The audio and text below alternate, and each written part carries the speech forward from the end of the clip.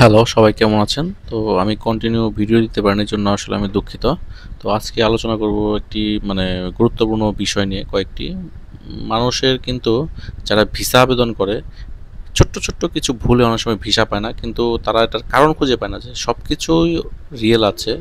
Documents real, মানে valid documents. তারপরও visa হচ্ছে না। এই প্রবলেমের কারণ অনেকেই খুঁজে পায় না। কারণ অনেকেই কিন্তু এখন ভিসা আবেদন করে ভিসা পাচ্ছে না। মানে আপনার পাসপোর্টে ভিসা স্টিকারটা পাচ্ছেন না অনেকেই। তো এটা আসলে কারণটা কি? এখানে আপনার বেশ কিছু বিষয় আপনাকে একটু মানে খেয়াল রাখতে হবে। ধরেন আপনি কোনো এজেন্সিতে আবেদন করতে যান বা যেখানেই যান বা আপনি নিজে করেন, যেটাই করেন না কেন, কিছু কিছু বিষয় আপনাকে নিজে খেয়াল করতে হবে। প্রথমেই হচ্ছে ছবি। আপনার পাসপোর্টে যখনই আপনি মানে যতবার ভিসা আবেদন করবেন ততবারই আপনি নতুন করে ছবি তুলে আপনার সেই ভিসা আবেদন করবেন। অনেকে কি করে, ভালো একটা ড্রেসআপ গেটআপে মানে ছবি তুলে রাখে, একই ছবি দিয়ে বারবার আবেদন করে। এমনটা করবেন না, তাহলে কিন্তু আপনারা ভিসা পাবেন না। না পাওয়ার সম্ভাবনাটাই বেশি।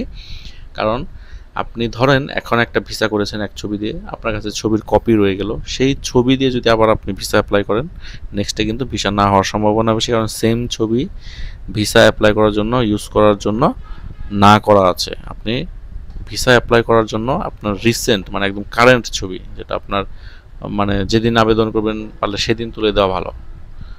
তো আমরা এই আমাদের কাছে যারা জিজ্ঞেস করে বা যারা আসে তাদেরকে আমরা এটাই বলি যে আপনি সাথে সাথে ছবি তুলে সেটা মানে আবেদন করবেন, বা মানে সেটাই আপনার প্রিন্টেড কপির সাথে লাগিয়ে দিবেন বা স্ক্যান করে সেখানে অ্যাপ্লাই করবেন। এই ছবিটা খুবই খুবই গুরুত্বপূর্ণ। অনেকে এটা বুঝে না, তারপর যারা আবেদন করে ফেলেন বা এটা খেয়াল করেন, অনেক সময় ভিসা হয়ে যায়, কিন্তু এটা না করাটাই সব থেকে বেস্ট। এবং আপনি এর কারণে যদি ভিসা না পান, আপনি কিন্তু দেখা যাচ্ছে সবই রিয়েল দিলেন, ছবির কারণে ভিসা বাতিল হলো, আপনি কিন্তু কোনো কিছু বুঝবেন না আপনার কি প্রবলেম হলো। কারণ ভিসা না পাওয়ার পরে কিন্তু ওনারা বলে দেয় না যে আপনার এই কারণে আপনি ভিসা পেলেন না। কাজেই বিষয়টা কিন্তু খুবই গুরুত্বপূর্ণ, আপনাকে এটা অবশ্যই অবশ্যই মাথায় রাখতে হবে। এরপর একটা বিষয় হচ্ছে ইউটিলিটি বিল। এখন ইউটিলিটি বিলটা এমন একটি গুরুত্বপূর্ণ বিষয়। দেখেন, আপনি আপনার ভিসা আবেদন ফর্মে যে অ্যাড্রেসটি উল্লেখ করবেন, প্রেজেন্ট অ্যাড্রেস, সেই অ্যাড্রেসটা কিন্তু ইউটিলিটি বিল অনুযায়ী হতে হবে। এবার আপনি যেখানে থাকেন, আপনার স্থায়ী বা বর্তমান যেখানেই থাকেন না কেন, আপনি ভাড়া বাসায় থাকেন, মানে যেখানেই থাকেন, আপনার সেইখানকার একটা ইউটিলিটি বিল দিয়ে আপনি ভিসা আবেদন করতে পারবেন বা করতে হবে। এবং আপনাকে সেই ইউটিলিটি বিলের অ্যাড্রেস অনুযায়ী আপনাকে আপনার যে আবেদন ফর্মের যে বর্তমান অ্যাড্রেস সেটা দিতে হবে। এটা কিন্তু অবশ্যই অবশ্যই।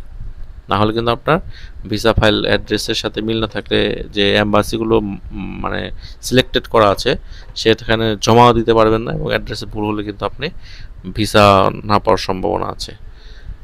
এক্ষেত্রে আরেকটা বিষয় হচ্ছে, অনেকে প্রিপেড মিটার, এটার মানে কি দিবে, স্ক্যান মানে যে কি বলে, মেসেজের প্রিন্ট আউট কপি দেয় বা কার্ডের কপি দেয়, এটা একটু জটিল হয়ে যায় অনেকের জন্য, এটা বুঝে না বা অনেক সময় অ্যাম্বাসিতে যে অনেকে হয়তো সমস্যায় পড়ে। আপনি ইউটিলিটি বিলের এমন কোনো পার্ট দেওয়ার চেষ্টা করবেন অবশ্যই যাদের এই প্রিন্টেড কপি নেই। অনেকে কিন্তু প্রিপেড মিটার, সেখানে যেন আপনার অ্যাড্রেসটা বোঝা যায় বা মিটার নাম্বার পাই, মানে যেটা বোঝা যায় যে এটা একটা ইউটিলিটি বিলের কপি। এখন এখানে বেস্ট অপশন হচ্ছে, মানে ওনারা যেটা চায় প্রিন্টেড কপি। আপনার যে যে প্রিন্টেড কপি একটা বিল, ইউটিলিটি বিল, সেটা বিদ্যুৎ বিল হতে পারে, পানির বিল হতে পারে, বা অন্যান্য যে কোনো মানে একটা মানে লিখিত কোনো অথরিটির ইস্যুকৃত, গভর্নমেন্ট ইস্যুকৃত যে একটা বিল, গ্যাস, বিদ্যুৎ, পানি যেটাই হোক, সেটা একটা কপি আপনাকে ভিসা আবেদন করার সময় জমা দিতে হবে, এবং সেটার অ্যাড্রেস কিন্তু আপনার প্রেজেন্ট অ্যাড্রেসের সাথে মিল থাকতে হবে। এটা মোস্ট ইম্পর্টেন্ট একটা বিষয়। এরপর হচ্ছে এনওসি একটা বিষয়। এনওসি হচ্ছে এখানে যে ডেটটা থাকে, ধরুন আপনি আজকে ভিসা অ্যাপ্লাই করলেন, ডেট পেলেন 1 মাস পর, আপনি এনওসি করে নিয়েছেন, ধরেন যেদিন অ্যাপ্লাই করতেছেন তার 10-15 দিন পরে ডেট নিলেন বা 1 মাস পরেই ডেট নিলেন, কিন্তু আপনার অ্যাপয়েন্টমেন্ট ডেট পড়ে গেল সেই এনওসি ডেটের পরে।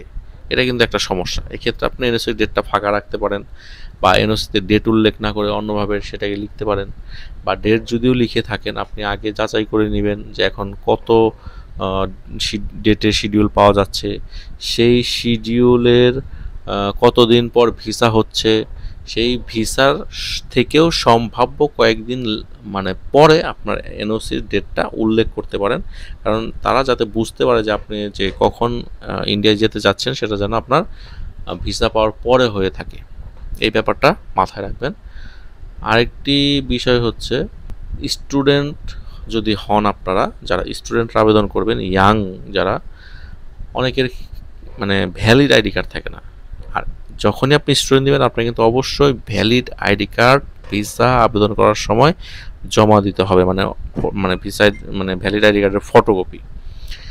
এই জন্য যাদের ভ্যালিড আইডি কার্ড না আছে তারা, ধরেন আপনারা এসএসসি পরীক্ষা দিয়েছেন বা এইচএসসি পরীক্ষা দিয়েছেন, সেক্ষেত্রে কিন্তু আপনার যে প্রত্যয়নপত্রটা থাকে বা মার্কশিট সেটার কপি দিতে হবে। এরপর আরেকটা বিষয় হচ্ছে, যারা বেকার তারা কিন্তু বাবা মার ওপর ডিপেন্ডেন্ট দিয়ে বাবা মার ব্যাংক স্টেটমেন্ট বা তাদের ডকুমেন্টস, সার্ভিস বা বিজনেস যে যেটাই করুক না কেন, এবং কেউ কোনো কিছু না করলে তা আপনার বাবার যে জমির কাগজপত্র সেটা দিয়েও কিন্তু ভিসা আবেদন করতে পারেন।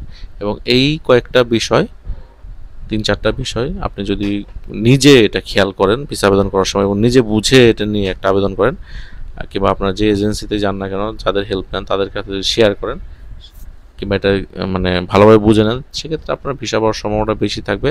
অন্যথায় এগুলো যদি ভুল হয় আপনি ভিসা পাবেন না, কিন্তু কোনো কারণ খুঁজে পাবেন না। বিষয়টা খুবই গুরুত্বপূর্ণ। তো যাই হোক, এই ছিল আজকের ভিডিও। যদি কোনো কিছু জানার থাকে অবশ্যই সেটা কমেন্ট সেকশনে লিখবেন। ধন্যবাদ, ভালো থাকবেন।